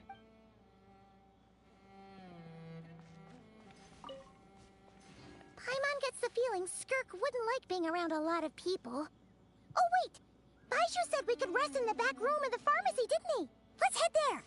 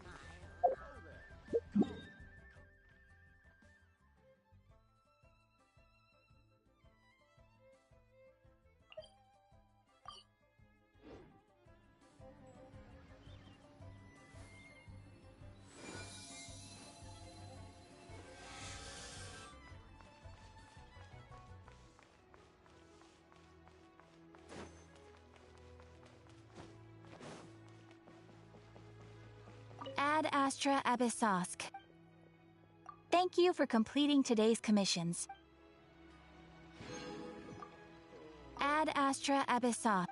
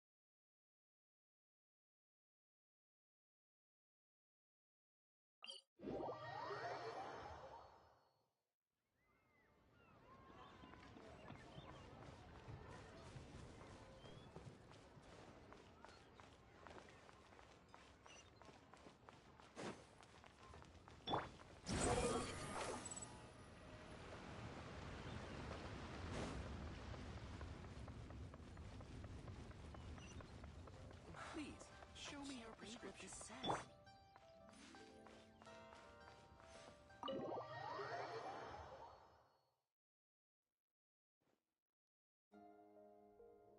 Huh. This bag from Skirk has a ton of Mora in it. Does she have a job or something? Wait, no.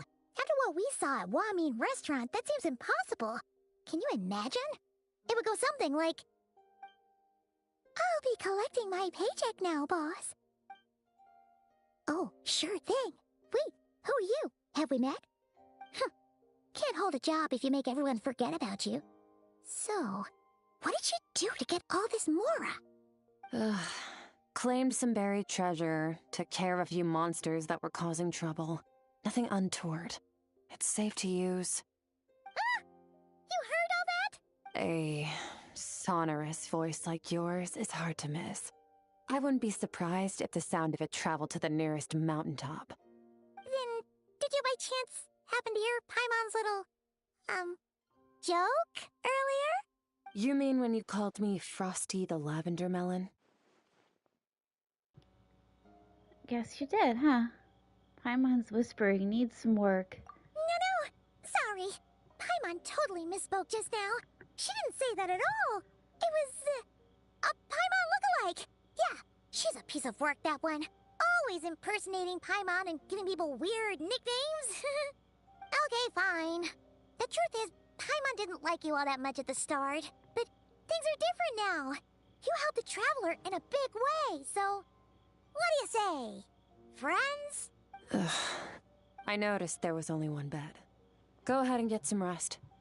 Wait, what about you? I don't get tired, and I don't need rest. I'm going to practice my sword work. That should help me regain some strength. But your shoulder... Hey, don't just leave! Ah, whatever. Let her tire herself out. She'll come back eventually. Let's get some sleep, Traveler. That comfy bed is calling, Paimon.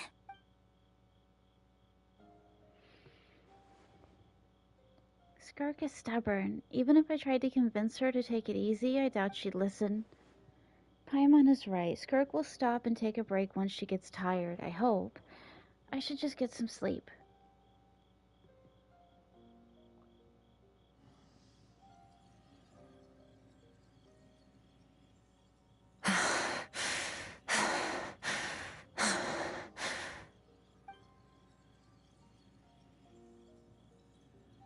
Skirk?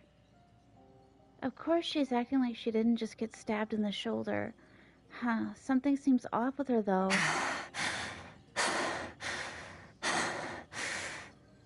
Quiet. Who's she talking to? There's no one around unless...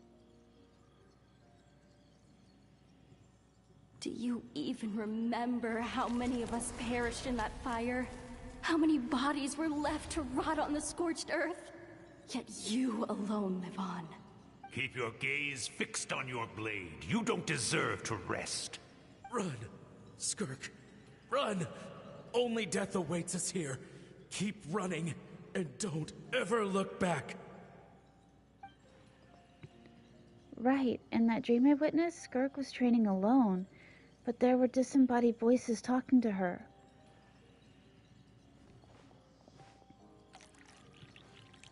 One of them mentioned a fire. I wonder what happened exactly. If only she could just talk to us.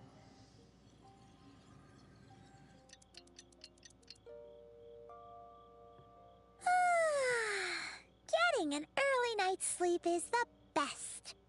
That bed was so comfy. Wait, Skirk? Have you been sitting out here the whole night? The bed's all yours if you want it. Recovered your strength yet? About 60%. Maybe 70. Whew! Paimon thought it would take at least a couple of days. That was fast. No, not fast enough. That's 20% less than last time. Same training regimen, same intensity. Nothing felt different, but somehow the outcome fell short.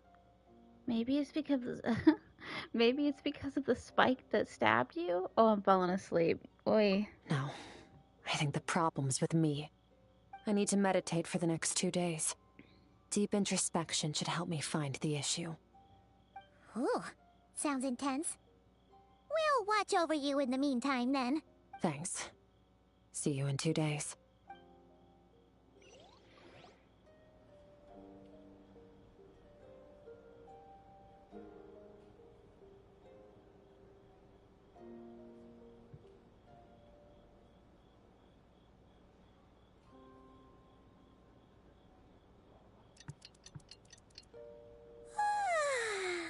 Morning! Skirk is still meditating, huh? It's been 2 days already. Shouldn't she be awake by now? No idea. Maybe it's not going too well. Paimon can't think of anything we can do to help. Oh, wait! Breakfast! That's it! Paimon will go get breakfast! Skirk is gonna be starving when she wakes up. Be right back.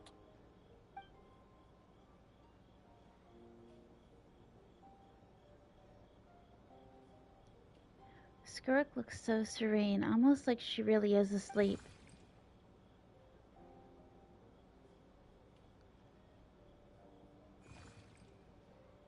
You again. What are you doing here?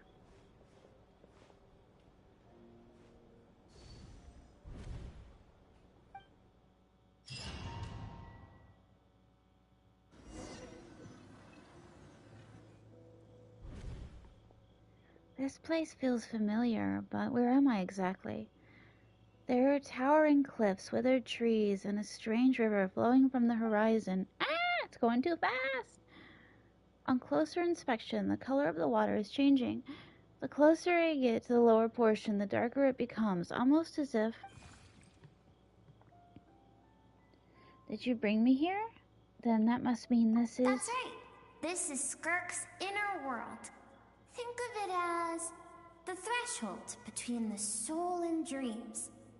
This isn't your first time here, but what you remember is probably a space covered in darkness.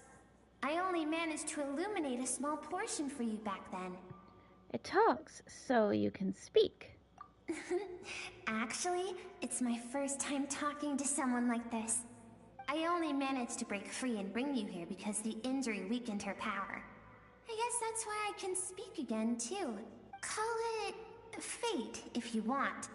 I think that's the word they use in this world for lucky coincidences like this, right? Oh, it's definitely her inner child. Now, before I take you to her, I gotta ask.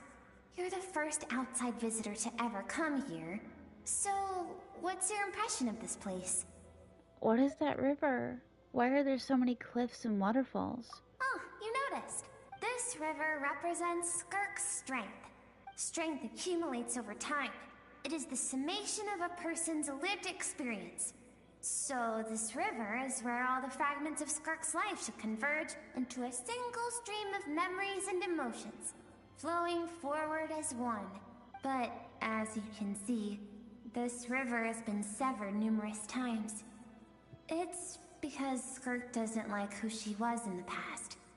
And all she sees reflected in the river is a disgraceful shadow of who she was. She cuts through water and rock with the sword of reason, severs her connection with the past, and begins anew. Wait, that reminds me of something. You must learn to shut out all the pointless emotion. Crush the self that makes you weak, and become master over your physical form. This isn't my first taste of failure or losing power. When you fall, you get back up again and become stronger. That's how it is. I see. So, it was Sir Loki who taught Skirk to replace all emotion with reason. And since then, it's been a constant process of abandoning, refuting, and erasing her past self.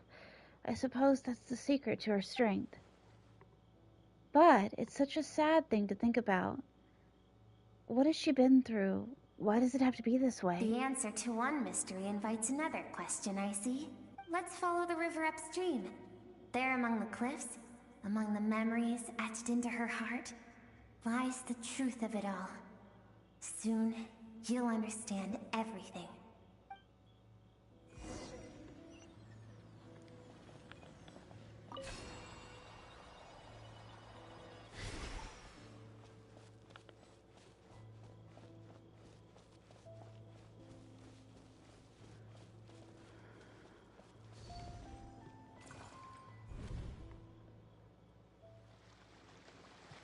This looks like a coastline. Huh, I recognize the drawing on the sand. Wait, isn't that the picture I drew for Paimon? Why is it showing up in Skirk's memory? I've always thought that, even when falling leaves don't come from the same tree, they can still form bonds of kinship when they meet.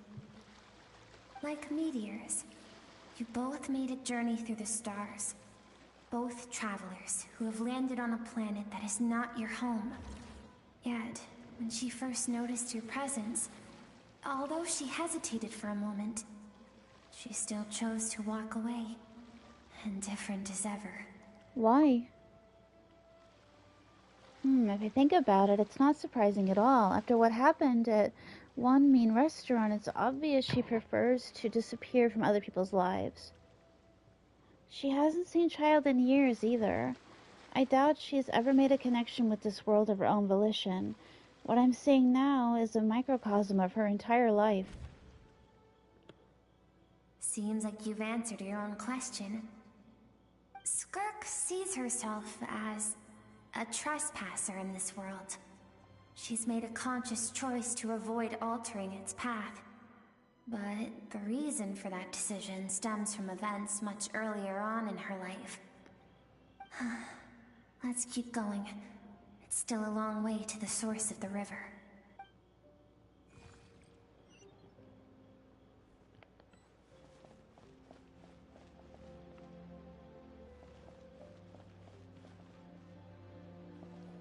I haven't slept very well, and I'm dead tired, but I'm so invested in this story. Their side quests are always really good.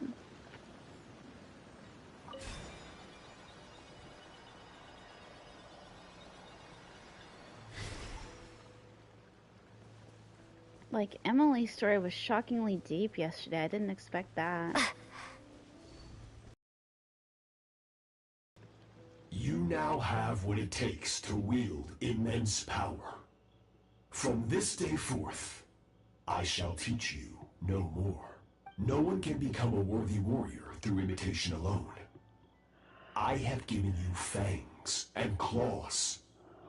Now, you must learn to hunt.